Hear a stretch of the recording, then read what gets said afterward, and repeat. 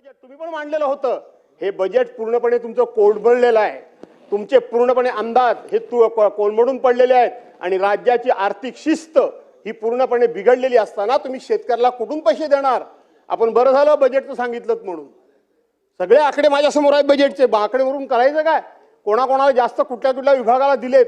शेतकऱ्यांना जर 32,300 कोटी रुपयाचं फुल फ्लेज बजेट मांडल्यानंतर जर तुम्ही मदत करणार असाल तर शेतकऱ्याच्या शेतीला किती कृषी विभाग पर्टिक्युलर कृषी विभागाचा याच्यामध्ये उल्लेख तुमच्या सप्लिमेंटरी बजेटमध्ये नाही.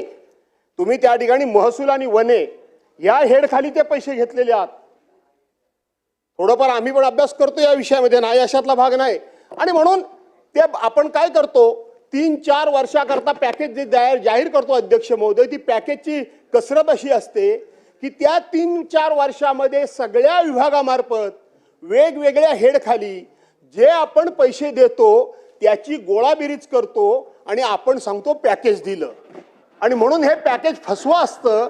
हे तात्कालीन सरकारने अनेक सदस्यांनी लक्षात आणून दिल्यानंतर आता याच्या पुढे पॅकेज द्यायचं नाही आणि पॅकेज नको अशा पद्धतीची पलीकडची मंडळी असेल अलीकडची मंडळी असेल त्या वेळेला बोलली होती. पण पुन्हा तुम्ही पॅकेजचा प्रयत्न या ठिकाणी केलात. याचा अर्थ तुम्ही शेतकऱ्याला फसवण्याचा उद्योग या ठिकाणी केलेला, शेतकऱ्याला फसवण्याचा उद्योग केलेला अध्यक्ष महोदय. आणि म्हणून त्या खरवडलेल्या जमिनी तुम्ही कशा पुन्हा सुस्थितीत आणणार ते तुम्ही सांगितलं पाहिजे. तुम्ही अशा पद्धतीने त्यांना किती अनुदान देणार ते तुम्ही सांगितलं पाहिजे. केंद्रीय कृषी मंत्र्यांनी भर पार्लमेंटमध्ये सांगितलं की महाराष्ट्र सरकारच्या वतीनं मदतीचा प्रस्तावच आला नाही.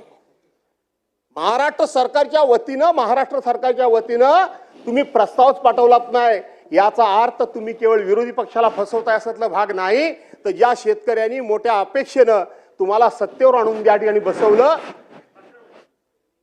अध्यक्ष महोदय, इथं केंद्रीय मंत्र्याचा उल्लेख झाला. केंद्रीय मंत्र्यांनी सुप्रिया सुळेंना उत्तर देताना स्पष्ट सांगितलं की महाराष्ट्र सरकारचा प्रस्ताव आमच्याकडे प्राप्त झालेला आहे, रेकॉर्डवर चुकीचं जाऊ नये एवढंच मला करेक्शन करायचं. चला ठीक आहे. आमच्या मित्रांना लवकरच मंत्री करा, कारण उत्तर मंत्री देणारच आहेत, त्यावेळेस ते क्लिअर करू शकले असते. पण काही हरकत नाही, माझं काय त्याबद्दल काही दुमत असण्याचं कारण नाही.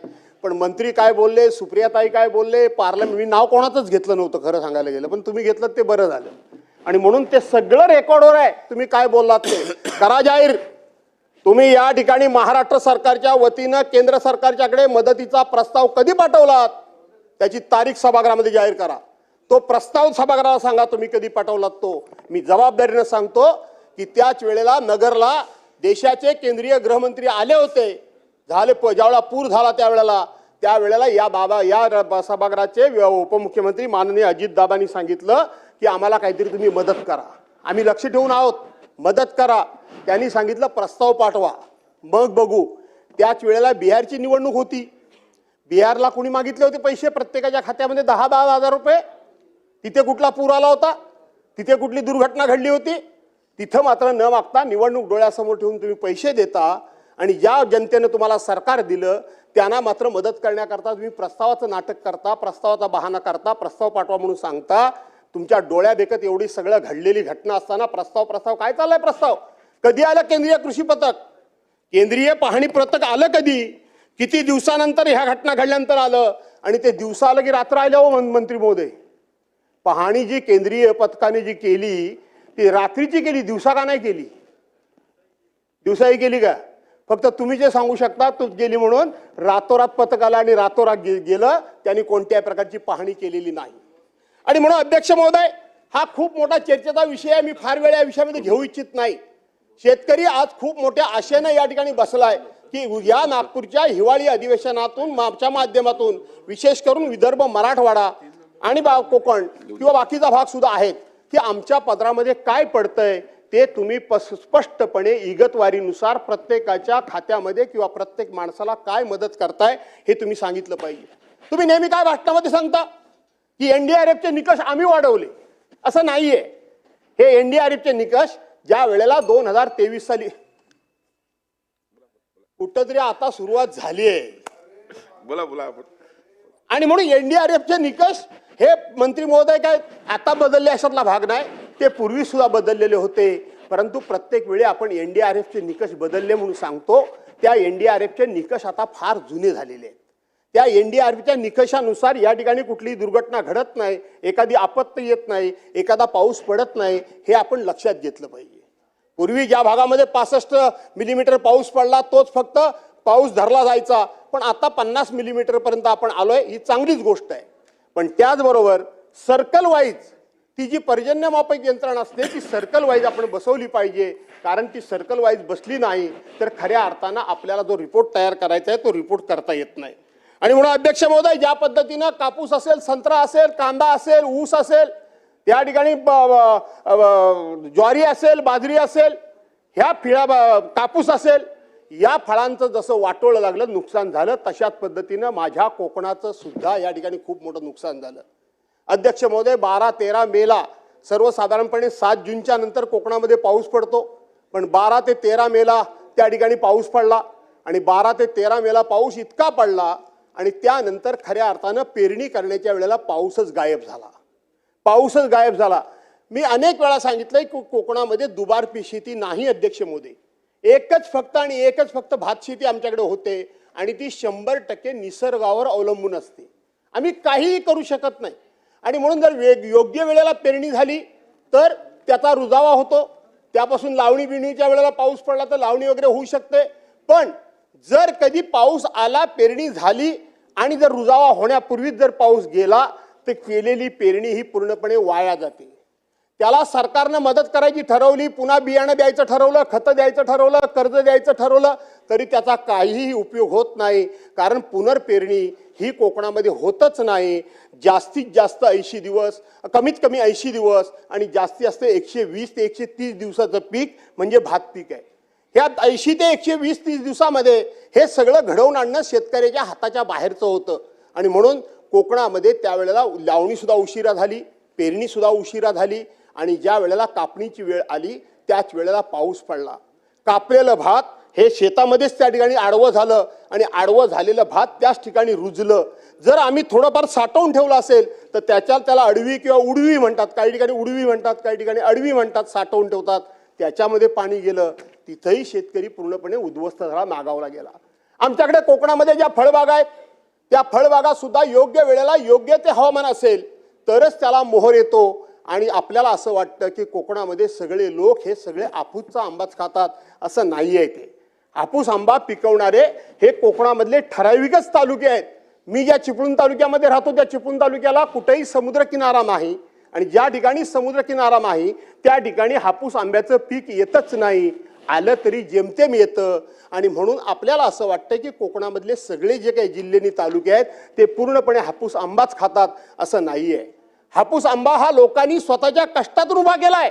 सरकारी कर्ज, सरकारी तगाई, सरकारी अनुदान, सरकारी कुठल्याही प्रकारची सूट न घेता स्वतःच्या डोक्यावर पाण्याचे हंडे घेऊन दिवस रात्र राबून सिंधुदुर्ग सारख्या ठिकाणी, देवगड सारख्या तालुक्यामध्ये जिथं मातीच नाही, पूर्णपणे लॅटराइट स्टोन आहे, जांबा दगड आहे, आप्पासाहेब गोगटे वारले, पण त्यांनी खूप मोठ्या प्रमाणामध्ये या ठिकाणी तिथल्या लोकांना समृद्ध केलं. त्या कापळामध्ये, जांभ्या दगडामध्ये खड्डे मारून बाहेरून माती आणून तिथं आपल्या स्वतःच्या कष्टानं, स्वतःच्या घामानं, स्वतःच्या पैशानं त्यांनी तिथे कलमं उभी केलेली आहेत. त्या ठिकाणी हापूस आंब्याची लागवड केली आहे, त्यातून 2 पैसे मिळतात, कोकणी माणूस समाधानी असतो. तो कधीच कर्ज काढायला तयार नाही, कर्ज काढलं तर तो वेळेवर भरतो, तो बुडवायला तयार नाही, तो कधी एखादा हुक टाकून कोणाची लाईट चोरत नाही, तो 1 पैशाचं सरकारी देणं कोणाचं ठेवत नाही. घरपट्टी असेल, पाणीपट्टी असेल, वेळच्या वेळी भरायची. सरकारी नोटीस आली म्हणजे आपल्या 7 पिढ्यांना डाग लागला, असा स्वाभिमानानं जगणारा कोकणी माणूस सुद्धा आज खूप मोठ्या चिंतेत आहे. शेती हातातून गेली, फळबागा हातातून गेल्या, त्याचबरोबर मत्स्य व्यवसाय पण अध्यक्ष महोदय हातातून गेला. मत्स्य व्यवसाय पण हातातून गेला अध्यक्ष महोदय, कारण त्या ठिकाणी समुद्रामधलं वेगवेगळ्या येणारं उधाण, वेगवेगळ्या वेळेला येणारं त्या ठिकाणी पाऊस पाणी, वादळ वारा, यामुळे समुद्रामध्ये बोटी घालू नका, समुद्रामध्ये जाऊ नका, मासेमारी करू नका, हे सरकारच्या वतीनच सांगितलं जातं. तरी सुद्धा तो बिचारा आपला जीव या ठिकाणी धोक्यात घालून तो जातो. इथं आपण बघितलं कारंजा बंदरावर परवांच्या दिवशी 37 माणसं 9 दिवस समुद्रामध्ये अडकून पडली होती. त्यांचा पत्ता लागत नव्हता, ते कुठे आहेत ते ट्रेस आउट होत नव्हते. 9 दिवस 37 माणसं ही पाण्यामध्ये अडकून पडली होती. तो मत्स्य व्यवसायाचा धंदा सुद्धा आता बंद पडलाय आणि त्याच्यावर आणखीन परत एक आमच्या वर डागणी दिली जाते, दुःखावर आणि आमच्यावर घाला घातला जातोय, जो आमचा कोकणाचा हापूस आंबा, जो आमचा कोकणाचा हापूस आंबा आहे, जो जगाच्या पाठीवर आमच्यासारखा दर्जेदार हापूस आंबा, आमच्यासारखा चविष्ट हापूस आंबा, आमच्यासारखा कलरला उत्कृष्ट असलेला हापूस आंबा, आमच्यासारख्या आंब्याची एकदा का चव घेतल्यानंतर त्या आंब्याची कोणी बरोबरी करू शकत नाही जगाच्या पाठीवर. त्या हापूस आंब्याला 2018 साली GI मानांकन मिळालं. आज त्या हापूस आंब्याचं GI मानांकन काढून घेण्याचा या ठिकाणी डाव खेळला जातोय. GI मानांकन डाव खेळला जातोय. बलसाड आंब्याला हापूस आंब्याचा दर्जा द्या का? कशा करता? काय संबंध त्याचा? आज 400-500 वर्षापूर्वीपासूनचा आमचा आंबा आहे, जे आमचं आहे, जे आमचं फळ आहे, जे आमचं पॅटर्न आहे, जे आम्हालाच असलं पाहिजे, त्याच्यावर घाला घालायचा त्या ठिकाणी कशा करता?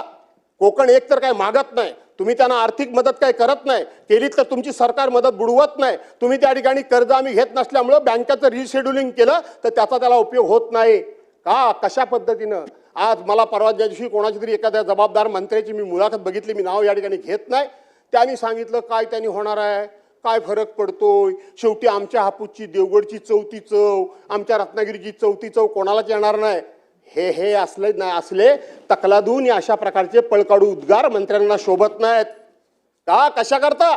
ज्या वेळेला आपल्या हापूस आंब्याच्या नावावर कर्नाटकचा आंबा मार्केटमध्ये येतो, त्यावेळेला सरकार असेल, आम्ही असेल, आमचे बागायतदार असतील, आमचे फळ विक्रेते असतील, हे तुटून पडतात का? तर आमच्या हापूसचं नाव हे कर्नाटक आंब्याच्या नावाखाली बदनाम होता कामा नये. आणि म्हणून बलसाडला कुठल्याही परिस्थितीमध्ये हापूस आंबा, हापूस हा शब्द देऊ नका अध्यक्ष महोदय, आणि आमच्यावर अन्याय करू नका. तुम्हाला गुजरातला काय द्यायचं असेल ते आणखीन काय ते द्या, काय द्यायचं ते द्या, जमलं तर तुम्ही पण तिकडे जाऊन राहा, काय फरक पडत नाही. परंतु आमचा जो हापूस आंबा आहे, जो आमचा अधिकार आहे, जो आमचा हक्क आहे, जो आमचं पेटंट आहे, त्याला त्या ठिकाणी अध्यक्ष महोदय तशाच पद्धतीने राहू द्या, अशा प्रकारची विनंती करतो. मत्स्य व्यवसायाला आपण शेतीचा दर्जा दिला, मी आभार मानतो, सरकारला धन्यवाद देतो. मी धन्यवाद देतो आमच्या मत्स्य विकास मंत्र्यांना. गेली 10-15 वर्षे या विषयाकरता सातत्याने भांडण्याचं काम, संघर्ष करण्याचं काम, या सभागृहामध्ये चर्चा 1936 साली विधिमंडळ अस्तित्वात आल्यापासून पहिल्यांदा कोकण विकासावर चर्चा घडवणारे कैलासवासी गुरुनाथ कुलकर्णी आणि मी भास्कर जाधव. यापूर्वी कोकणावर कधीही स्वतंत्र चर्चा झाली नव्हती. विलासरावजी देशमुख त्यावेळेला मुख्यमंत्री होते, मी वरच्या सभागृहाचा सदस्य होतो. आम्ही पहिल्यांदा ही चर्चा घडवली, त्यावेळेपासून मी भांडत होतो. आणि आज आमच्याच कोकणातले मत्स्य विकास मंत्री आहेत, त्यांनी जर या ठिकाणी सरकारच्या पाठीमागे लागून तिथं आमच्या मत्स्य व्यवसायाला शेतीचा दर्जा दिला असेल तर एक कोकणी माणूस म्हणून मी त्यांचं मनापासून अभिनंदन करतो, मी त्यांना धन्यवाद देतो. पण हे नुसतं डिक्लेअर करून चालणार नाही. खऱ्या अर्थानं मत्स्य शेती म्हणजे तुम्ही त्या मत्स्य व्यावसायिकांना नक्की काय देणार आहात, कशा पद्धतीनं मत्स्य शेतीचा दर्जा दिला, तो दर्जा म्हणजे काय, हे सातत्यानं मी शोधण्याचा डिपार्टमेंटमध्ये प्रयत्न करतो, पण तो मिळत नाही. आणि म्हणून अध्यक्ष महोदय त्याला पण शेतीचा दर्जा द्या आणि त्या मत्स्य व्यावसायिकांना त्या ठिकाणी वाचवा अशी विनंती करतो. आमच्या बागायती वाचवा, आमचे मत्स्य व्यवसाय वाचवा, आमच्या फळबागा वाचवा, आमची शेती वाचवा आणि त्याचबरोबर विदर्भाला सुद्धा वाचवा, मराठ्याला सुद्धा, मराठवाड्याला सुद्धा वाचवा, उत्तर महाराष्ट्राला वाचवा, पश्चिम महाराष्ट्राला वाचवा. कारण शेवटी सगळा महाराष्ट्र हा जर समृद्ध होईल तर संपूर्ण महाराष्ट्र समृद्ध होईल. आणि म्हणून या चर्चेच्या माध्यमातून सरकारचं औदासीन्य आहे, सरकारचं दुर्लक्ष आहे. एवढं बोलल्यानंतर सुद्धा एक मंत्र्याच्या पलीकडे कोणी मंत्री आला नाही. आणि म्हणून सरकार लोकांना फसवण्याकरता हा चर्चेचा हा प्रस्ताव येऊ नये, लोक शेतकऱ्यांना न्याय देण्याकरता आलेला असावा एवढी अपेक्षा करतो. या ठिकाणी थांबतो. तून आभार मानतोय का आपण मला 293च्या प्रस्तावावर बोलण्याची संधी दिली. कृषी विभागाच्या वतीने अतिवृष्टीचे अनेक पंचनामे झाले, अनेक नुकसानी झाली, जमीन खरडून गेल्या, जमिना वाहून गेल्या, परंतु नुकसान भरपाई देताना त्या शेतकऱ्याच्या अपेक्षेप्रमाणे नुकसान भरपाई मिळाली नाही. अतिवृष्टी आणि पूरग्रस्तमध्ये हवालदिल झालेला शेतकरी मराठवाड्यामध्ये मोठ्या प्रमाणावर संकटामध्ये सापडलेला आहे. हे संकटामध्ये सापडल्यानंतर याला विशेष पॅकेज द्यायला पाहिजे होतं. खरं म्हणजे ते जर्नल पॅकेजमध्ये राज्याच्या सर्व तिजोरीतून जे 31,600 काही कोटी रुपये जे मंजूर केले, त्यामध्ये अजून प्रत्येक नुकसान भरपाई झालेल्या शेतकऱ्यांपर्यंत ते नुकसान बी पोहोचलेले नाही. काही ठिकाणी पशुधन जे आहे ते पशुधनाच्या बाबतीत एक निर्णय शासनाचा असा आहे अध्यक्ष महोदय का ज्याची नोंद असेल पशुधनाची त्यालाच नुकसान भरपाई देण्यात येईल आणि ज्याची नुकसान देताना नोंद नाही त्याच्यामध्ये ही दुरुस्ती करावी. मंत्री महोदय, आपण ही केली तर निश्चित जो शेतकऱ्याचा पशुधन एकदा एक्सपायर झाला, तो वारला, तो मेला, तर त्याचा पंचनामा झाला आणि पोस्टमार्टम झाला की त्याला पैसे मिळायला पाहिजे. परंतु दुर्दैवाने अशी नोंदीच्या बाबतीत अनेक वेळेस मी ताईलाही भेटलो, मंत्री महोदयांना, त्यांनाही विनंती केली का अशाप्रमाणे पशुधन एकदा शेतकऱ्यांचा दुधाचा असेल, शेती करण्याचा असेल, तो एकदा वाहून गेला किंवा कुठं सापडला नाही तर त्याची ही नोंद ग्रामपंचायतच्या माध्यमातून किंवा पोस्टमार्टम करताना झाला नाही, त्याच्याबद्दल ही चिंता सरकारच्या वतीने शेतकरी चिंतित आहे, त्याला मदत द्यायला पाहिजे. आणि शेतकऱ्यांच्या पीक विम्याच्या बाबतीत तर आता ज्या वेळेस 50%च्या आत हा आणेवारी आली तर त्या ठिकाणी अध्यक्ष महोदय आपण त्यांना नुकसान भरपाई देताना पीक विमा द्यायलाच पाहिजे. कारण की पीक विमाचा आधार काय करणार, तो आधार म्हणजे त्याचा जो नजरी पाहणी असती, त्यानंतर अंतिम पाहणी केल्या जाते, तहसीलदार महोदय त्याची घोषणा करतात आणि त्या माध्यमातून जिल्हाधिकारी त्याची माहिती सर्व माहितीच्या प्रेसमध्ये असेल, इलेक्ट्रॉनिक मीडियाला असेल ते देतात. शेतकऱ्याला वाटतं की मला आता पीक विमा मिळणार आहे, परंतु दुर्दैवाने कंपन्याचे लोक जे असतात ते आपला कलेक्टर जो असतो तो IAS ऑफिसर असतो, क्लास 1 अधिकारी, तहसीलदार सुपर क्लास 1 अधिकारी असतो, परंतु विमा कंपन्याचे जे लोक आहेत ते कदाचित पाहिलं तर कोणी 12वी पास आहे, कोणी BA फर्स्ट इयरला आहे, कोणी सेकंड इयरला आहे आणि तो याचा मूल्यमापन करतो का किती झालं.